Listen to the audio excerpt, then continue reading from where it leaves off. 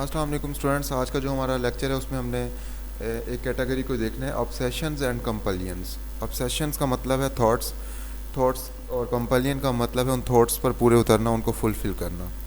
ये भी एक साइकोलॉजिकल डिसऑर्डर है, ऑब्सेशन एंड कंपल्जन।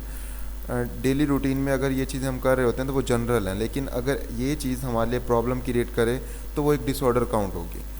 लाइक कि एक पर्सन है, वो बार बार हाथ धोता है।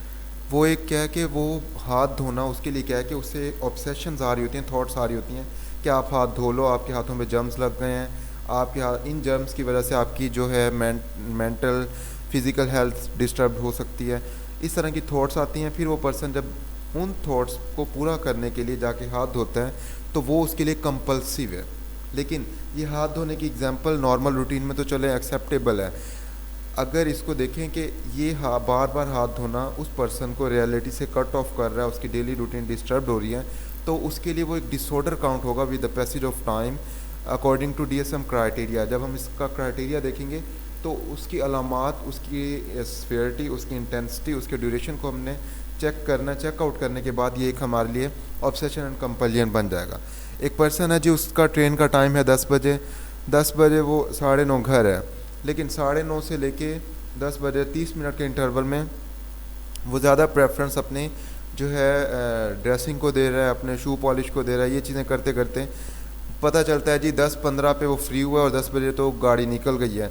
तो मीन्स वो गाड़ी का निकल जाना एक उसका ऑब्सेशन कंपल्जन में ही वो धंसा हुआ है। उसे ये नहीं पता कि मैं किस तरह से, किस लिहाज से रियलिटी से कट ऑफ हो रहा हूँ। तो ऑब्सेसिव कंपल्सिव स्पेक्ट्रम हमें ये बताता है कि ऑब्सेशन और कंपल्जन जिसमें आ रही होती हैं। इसका क्राइटेरिया, डीएसएम का क्राइटेरिया अगर मैं आपको रिपीट करूं तो डीएसएम हमें ये बता रहा है कि लाजमी नहीं है कि ऑब्सेशंस हों और कंपल्जन भी हों। इसमें बोथ भी हो सकता है, कोई एक भी हो सकता है। एक मतलब कि उस पर्सन को थॉट्स आ रही हैं कि आपके जो थॉट्स ये आ रही हैं कि आपकी जो है ना ड्रेस जो है वो मैला हो रहा है, या फिर आपके जो शू हैं वो जो आपने पॉलिश किए थे वहाँ पे मट्टी लग गई है, ये थॉट्स हैं। लेकिन वो ऐसी कंडीशन, ऐसी सिचुएशन में है कि वहाँ पे वो उस थॉट को फुलफ़िल नहीं कर रहा, उस थॉट को रिप्रेस किए जा रहा है। तो वो रिप्रेस करना उसके लिए काफ़ी प्रॉब्लम क्रिएट कर देगा, उसके लिए काफ़ी नुकसान का बायस बन सकता है। ऑब्सेसिव कंपल्सिव स्पेक्ट्रम हमें ये बताता है this can include a wide range of disorder from Tourette syndrome to the hypochondrias as well as forms of eating disorder. इसमें ईटिंग डिसऑर्डर भी आ रहा होता है। It's self a spectrum of related condition. Spectrum concept of health emphasize that health of an individual is not static phenomenon. कि health जो है ये एक स्टैटिक फिनोमिनन नहीं है कि मैं ये कहूँ कि एक बच्चा है पैदाइश से लेके वो थ्रू आउट लाइफ स्पैन उसकी जो हेल्थ है वो स्टैटिक रहेगी, नहीं। वो बीमार भी हो सकता है, उसे कोई ना कोई बीपी का मसला आ सकता है, उसे कोई ना कोई ऐसी बीमारी भी हो सकती है। तो ये स्टैटिक वे नहीं है, डायनामिक कंडीशन है कि तरीक़ाकार चलता रहता है। उसकी लाइफ जो पास होती रहती है, लाइफ कवर करता है, तो उसकी लाइफ में उतार चढ़ाव फ्लक्चुएशन चलती रहती है, जिसे अप्स डाउन कहते हैं। And a process of continuous change subject to frequent subtle variation.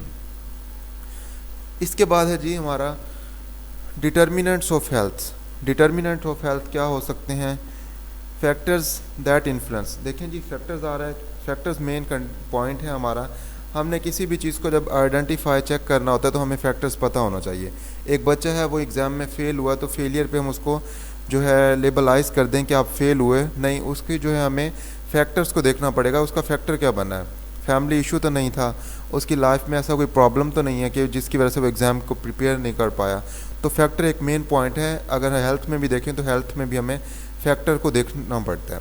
Factor that influence, कैसे फैक्टर जो असरअंदाज होते हैं हेल्थ पे किसी भी इंडिविजुअल की, उस इंडिविजुअल के साथ उस जुड़ी हुई फैमिलीज़ हो सकती हैं, and whole population called determinants of health. In dimensions of health generally in the context in which a person life holds great importance both for his health status and the quality of his life।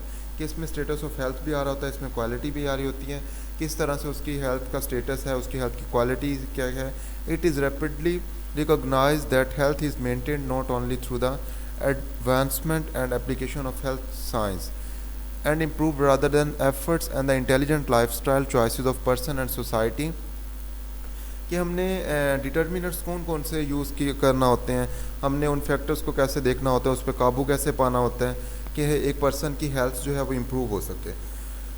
Some of the major determinants of health include physical environment, economic and social environment and behavior and individual characteristics of a person. Here are some of the factors that will tell anyone that an individual of a society is happy or not. कि ये factors हैं जिस पे हम individual को मैयर कर रहे होते हैं कि वो हैप्पी है, वो अपनी हैप्पी लाइफ में मूव कर रहा है या हैप्पी नहीं है। तो ये हमारे जो हैं ये डिटर्मिनेंट्स हैं। सोशल सपोर्ट नेटवर्क कैसा है जी, उस पर्सन की हेल्थ को देखते हुए हम ये भी देख रहे होते हैं कि उसका देखो जी उसका सोशल सपोर्ट नेटवर्क कैसा है, कहीं सोशल सपोर्ट की वजह से तो वो बीमार नहीं है, इलनेस में नहीं जा रहा। एम्प्लॉयमेंट वर्किंग कंडीशन क्या है जी, उसकी एम्प्लॉयमेंट वर्किंग कंडीशन देखी जाती है। फिज़िकल इन्वायरमेंट पे काम किया जाता है। हेल्दी चाइल्ड डेवलपमेंट के उसकी जो पैदाइश से लेके पैदाइश जब वो उसकी बर्थ हुई तो कोई कॉम्प्लिकेशंस तो नहीं है, हेल्दी चाइल्ड डेवलपमेंट है। जेंडर में देखा जाता है, जेंडर डिस्क्रिमिनेशन को चेक किया जाता है। कॉपिंग स्किल, जेंडर डिस्क्रिमिनेशन मीन्स कि जिस सोसाइटी में, जिस कंट्री में, जिस में वो सर्वाइव कर रहा है, वो रह रहा है, उसमें जेंडर डिस्क्रिमिनेशन तो नहीं है कि फ़ीमेल को प्रेफर किया जाता है, मेल्स को जो है वो निगलेक्ट किया जाता है। इक्वालिटी है। कॉपिंग skills and personal health practices हैं कि उसको स्किल्स कोई कोप अप करने की स्किल्स बताई गई हैं, कोई मैकेनिज़्म बताया गया है कि हेल्थ को कैसे इम्प्रूव करना है। लिटरेसी रेट क्या है उस इन्वायरमेंट का, एजुकेशन को कितना प्रमोट किया जाता है उस एरिया में। कल्चर क्या है जी, जिस कल्चर में वो रह रहा है। जेनेटिक एंड बायोलॉजी के, जेनेटिकली तो ऐसा नहीं है कि उसके पेरेंट्स के साथ वो कॉम्प्लिकेशन जुड़ गई हों। हेल्दी चाइल्ड डेवलपमेंट को स्टडी किया जाता है।